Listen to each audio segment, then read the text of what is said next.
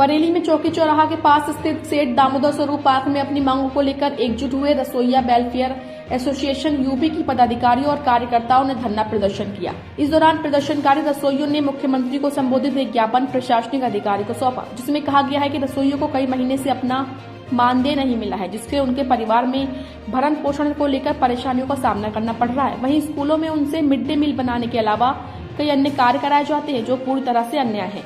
दरअसल उत्तर प्रदेश में बेसिक शिक्षा परिषद द्वारा संचालित प्राइमरी और जूनियर हाई स्कूलों में पढ़ने वाले बच्चों के लिए सरकार की तरफ से मिड डे मील खिलाया जाता है, जिसे बनाने के लिए सभी स्कूलों में स्थानीय महिलाओं को रसोइयों के तौर पर रखा गया है, जिन्हें सरकार की तरफ से प्रतिमाह 2000 रुपए मानदेय दिया जाता है, जिनमें रसोइयों का काम सिर्फ स्कूलों के बच्चों के लिए मिड डे मील बनाकर खिलाना है। लेकिन रसोइया वेलफेयर एसोसिएशन उत्तर प्रदेश के पदाधिकारियों का आरोप है कि उन्हें प्रतिमाह 2000 रुपए मिलने वाला मानदेय पिछले कई महीनों से नहीं मिला है, जिसकी वजह से उनका परिवार का खर्चा नहीं चल पा रहा है। वहीं स्कूलों के मिड डे मील तैयार करने के अलावा उनसे झाड़ू पोछा, स्कूल परिसर की फुलवाड़ी या पौधों की सिंचाई जैसे तमाम कार्य कराए जाते हैं, लेकिन सरकार की तरफ से उनके लिए दोपहर के खाने पीने तक की कोई व्यवस्था नहीं है। वहीं रसोइया वेलफेयर एसोसिएशन उत्तर प्रदेश की तरफ से मुख्यमंत्री के नाम सौंपे गए ज्ञापन में 6 सूत्रीय मांगे रखी गई हैं, जिसमें रसोइयों को नियमित और सरकारी कर्मचारी घोषित करने, 10,000 रुपए प्रतिमाह मानदेय देने, हर महीने कम से कम 2 अवकाश और रसोइयों का शोषण बंद करने की मांग की है।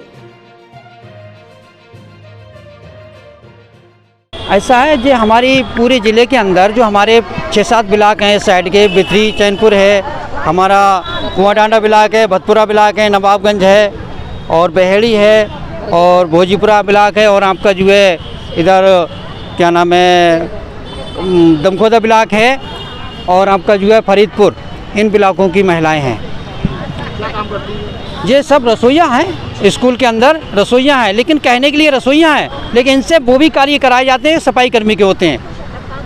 रसोइया का काम होता है रसोइया अपनी रसोइया की सफाई करे, खाना बनाए, खिलाए, चली आए, लेकिन अधिकतर विद्यालय के अंदर रसोइयाँ खाना बनाने का काम करती हैं, स्कूल खोलने का भी काम करती हैं, बंद करने का भी काम करती हैं और विद्यालय के अंदर झाड़ू भी लगाई जाती है, नराई गुड़ाई भी कराई जाती है। तो हम सरकार से मांग करते हैं कि ये व्यवस्था कराई जाए कि जो हमारी मतलब हमारा कार्य है वो हमसे कराया जाए, अन्यथा नहीं।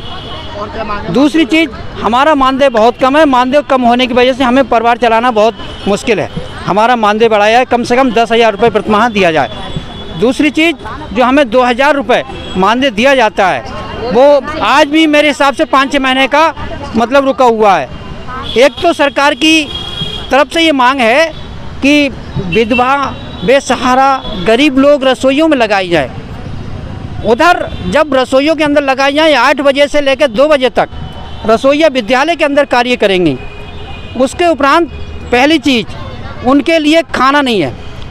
जो भी रसोइयाँ स्कूल के अंदर खाना खाती हैं वो मास्टरों के मतलब मास्टर अपनी तरफ से खिलाते हैं, कहते हैं तुम्हारा मतलब खाने की कोई व्यवस्था नहीं है। दूसरी चीज़, जो 2000 मिलता है उस 2000 में आप बताइए, एक तो गरीब बेचारी और उसे 4-4, 6-6 महीना पैसा नहीं मिलेगा, उनका परिवार कैसे चलेगा? एक तो मरी हुई भैंसी हैं, दूसरी और मारने का काम कर रही है क्या सरकार है? कोई भी सरकार हुई, लेकिन जो भी सरकार आज तक आई, लेकिन उन्होंने जो है मतलब रसोइयों के हित में कुछ नहीं सोचा। जी हम चाहते हैं हमारा मानदेय कम से कम 2000 रुपये महीना हो, वो कम से कम 10,000 रुपये महीना हो, हमारा रुका हुआ मानदेय दिया जाए, हमें नियमित किया जाए और हमसे जो हमारे स्कूल के अंदर जो हमारा कार्य है वो हमसे कराया जाए, झाड़ू पोछा और जो है फुलवारी, निराई गुड़ाई हमसे ना कराई जाए, हमें सरकारी कराया जाए। आज किसको ज्ञापन देंगे? आज हम ज्ञापन जिलाधिकारी के द्वारा माननीय मुख्यमंत्री के लिए प्रेषित है।